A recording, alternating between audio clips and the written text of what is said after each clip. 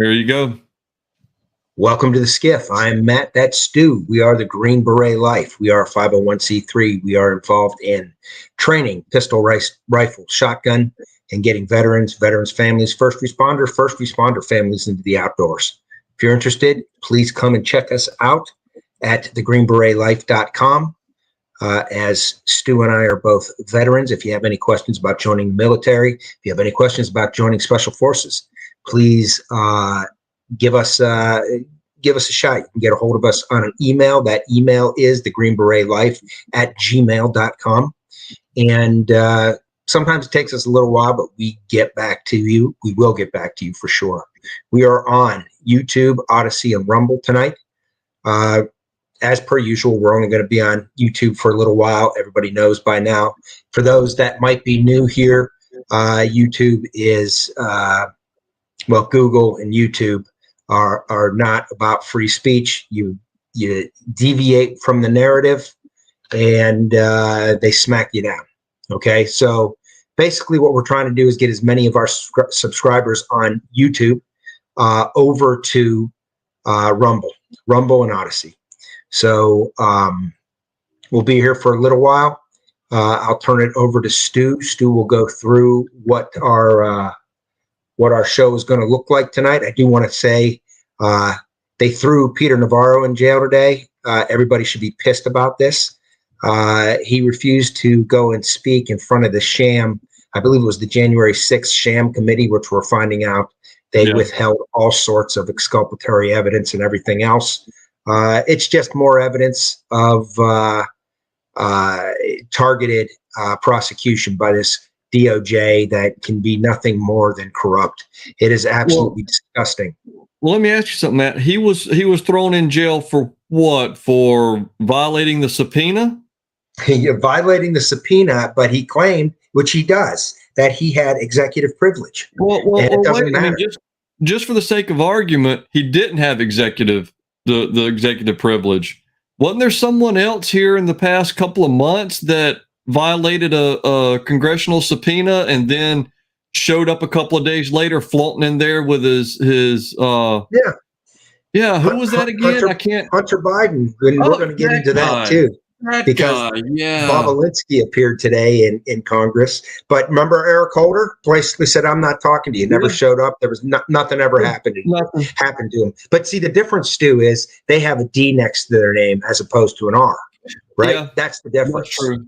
So Justice is not blind. Justice has the little blindfold peeked up to see who's got a D and who's got an R. Yeah, might not be able to read, but they can at least tell a couple of letters apart. Yeah, exactly.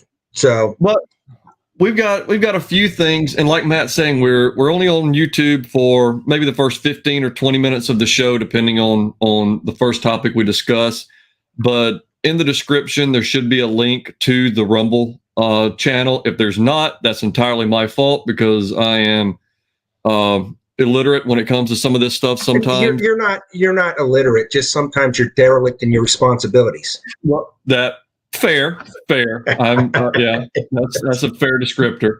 But if it's not there, you can find us there at the Green Beret Life on Rumble as well, and get us that route in the event I, as Matt said, was derelict in my duties. But we've got a couple of stories that we're going to look at today. We've got we talked about it last week, I believe, about the FDNY booing Leticia James at a promotion ceremony, and apparently the FDNY brass is going after the members and basically threatening to hunt them down if they don't basically turn themselves in for re-education. So we'll talk about that. We've got Ketanji Brown Jackson, who's very upset that the First Amendment is going to hamstring the government in significant ways in these most important time periods. You can't make it up. You cannot make it up. This is insane. And it's we've got some more issues with again Leticia James and the 454 $500 million penalty, which just most in history. Which just so happens to pretty much equal Trump's, I guess, for lack of a better term, semi-liquid asset. So basically, they want to break him of everything, every bit of money that he can get his hands on without having to start to sell off, physical assets, buildings, interest in holdings, and that sort of thing. We've got here, Chicago always on the lookout for doing everything they can possible, with the exception of actually holding the criminals responsible. They're doing everything else that they can to crack down on gun violence, and apparently it's Glock's fault that people are illegally converting their pistols to fully automatic. So Chicago's now suing Glock because they're doing that through a switch. Switch. Glock switch. Yep. They're getting them from China on the Wish app or some shit. Is that what this was? Yeah, it's online. They're getting them. I'm not sure exactly where, but yeah, they're through online vendors. And somehow that's Glock's responsibility, right? Yeah, it's Glock's fault for not modifying their design, not changing their design. That's like that somebody that buys a test pipe off of the Wish app for their vehicle, their diesel vehicle, and they put it on. It's the diesel manufacturer's fault that they did that, right? It's about the same logic. Yeah. And the last story we're going to look at is Tyson Foods laying off thousands of American workers and then offering job and lawyer packages to asylum seekers in New York. And the funny thing about it, they went to New York. 54,000 jobs for illegals.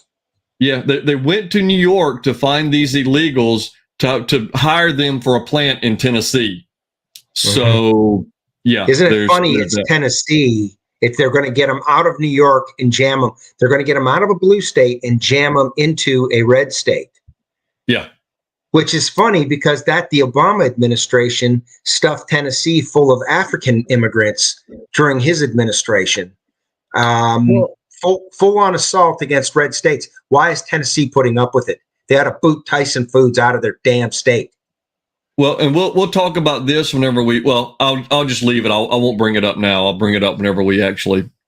Are we going to talk about the federal judge in Illinois saying that illegal aliens have a right to own firearms? Oh yeah, I did see that one that you sent. Let me find the actual. I know you sent it to me.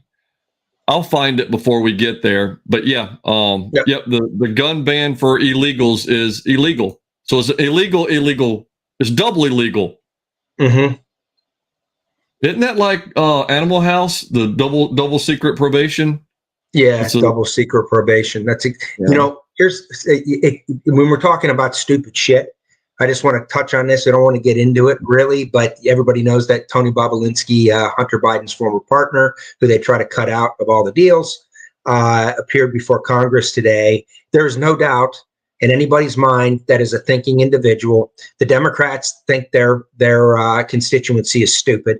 Unfortunately, a lot of their constituency is stupid, but there is no doubt Biden was involved in all of this. They were shaking down foreign governments.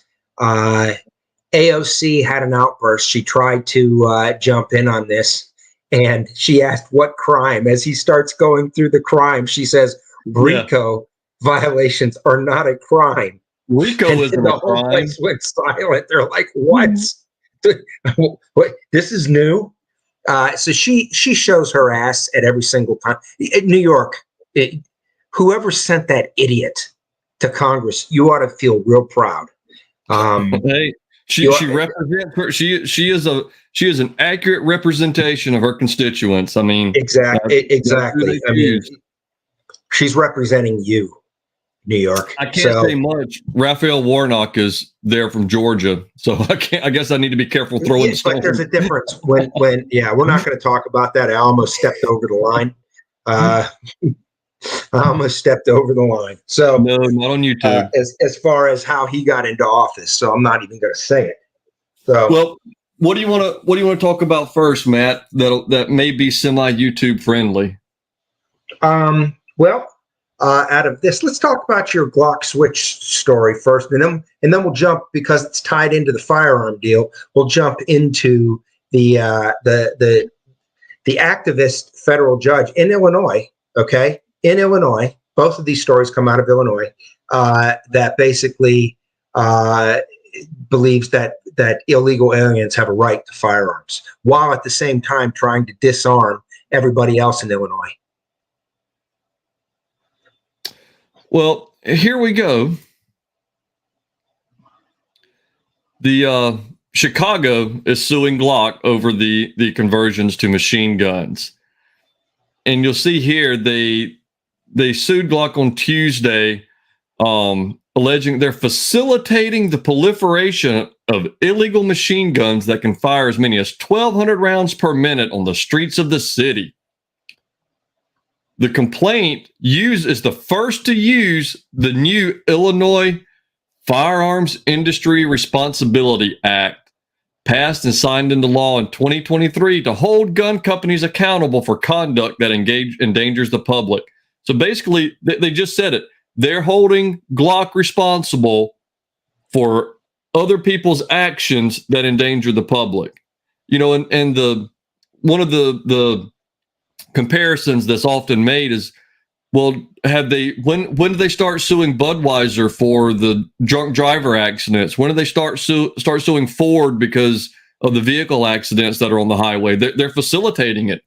It's just it's ridiculous on its face, but you know, it's basically this. People are buying these switches, which are illegal.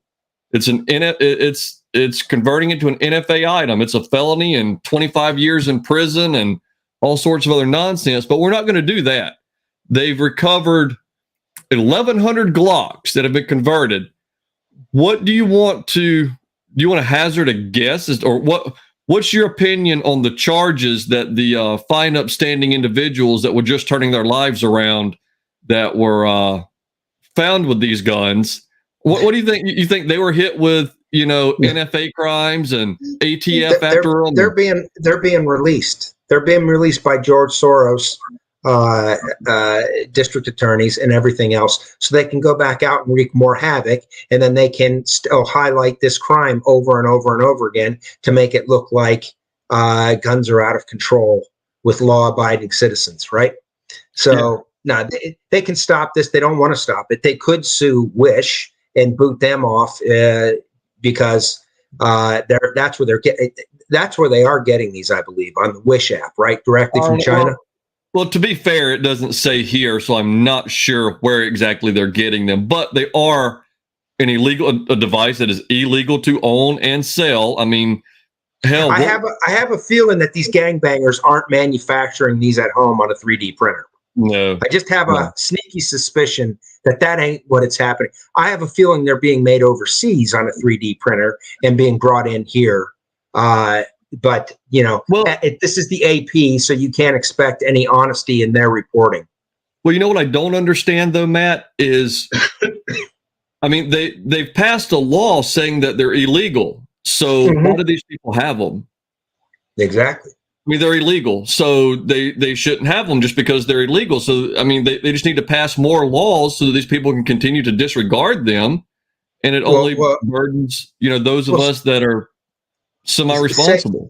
Say a responsible citizen happened to be stupid and buy one of these and put it on their gun and they got caught with it, even though they didn't commit a crime with it.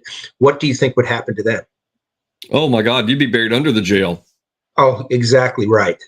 So here we go again. This is all political. This is destruction of our country. They've destroyed our biggest. Chicago is pretty much my hometown. Okay. Chicago is they have destroyed that frickin' city. Chicago in the summer used to be phenomenal. Beautiful restaurants downtown, the Oak Street Beach. I mean, Chicago was a beautiful town. You had the wind coming in off the lake in the summer. It was a great place to be. And now it is full of crime. It is destroyed. There's Marxist politicians that have run. And what the sad thing is, when you look at the state of Illinois is all red except for Chicago. And the reason why Democrats win these national elections over and over and over again, because 75% of the Chicago metropolitan area votes Democrat. Okay. Yep. And when you're talking about a city that they've got a population of approaching in the metropolitan area 8 million or more, right? It's one of the largest cities in the United States. Used to be the second. Well, I think Los Angeles surpassed it population-wise, but not area-wise. It's a massive city. The only city I've ever seen bigger than Chicago, physically bigger, is New York, which is a behemoth. But anyways, it's a disgrace. So the whole state gets screwed. Their governors get elected off of Chicago. Their senators get elected off of Chicago, right? And that's where all of the congressmen that they send are mostly from Chicago. Doesn't Illinois also hold the record for the number of governors and so that have wound up leaving office to go to jail for corruption and bribery and everything else? It's funny because there was Blagojevich was a governor there that went to jail, but Blagojevich is actually pretty based. He got into a pissing match with Obama. Yeah. And what do you know? He winds up in jail, right? And it is an absolute mess. You've got the heir to Hyatt Hotels, whose mom was a radical Marxist. The whole family is screwed up, but he's now the governor. This guy's done nothing in his life except be a rich kid, and this family's worth billions, right? And the mother's been an activist from way back. She was the I think her name's Elaine Pritzker. I think she was the money bags behind Barack Obama originally. I think that's why he was brought to Chicago. But anyways, teamed up with Bill Ayer and Bernadine Dorn. But Chicago's a freaking mess. Illinois is a freaking mess. And the suburbs have now been co-opted. Used to be the suburbs were pretty based. The suburbs, one of my good friends from high school is still there. I talked to him. He told me he just would not recognize this shit. He says, I am counting days till I can retire, and the first thing I am doing is getting the hell out of this freaking state. So there are a lot of people that in places like Chicago, California, and all that, they're just they've built their life there, and they're just waiting until the point that they can retire and step away from the business or step away from their job or whatever and just leave, because it's not what it was when they started there, when they started building their family and their life there. Everything's just, it's the American citizen is no longer is not the concern. It's the newcomers, the people that are going to reliably vote the way they're told to vote. But is there anything else you wanted to talk about with the Glock thing before we move? No, I just want to move in. The moronic behavior of this state is an Obama-appointed judge basically said, I don't even know if we don't even have to pull up the article, but you can't make this up. Illegals have a right to firearms. In Illinois, they're doing everything they possibly can to strip the population of their firearm rights. And as that last story kind of dictates as well. And now you have Obama-appointed judges basically stating that illegals can have firearms. I mean, it's almost like, Stu, and I don't want to be a conspiratorial theorist here, right? But isn't it like they're trying to create friction somehow? They're flooding our country with illegals that we have to pay for. And now they're saying they have right. We don't even know who the hell any of these people are, because they're all coming from the third world. They're coming from countries where you can't vet them. Before you get too big a head of steam, we're going to move before we get removed.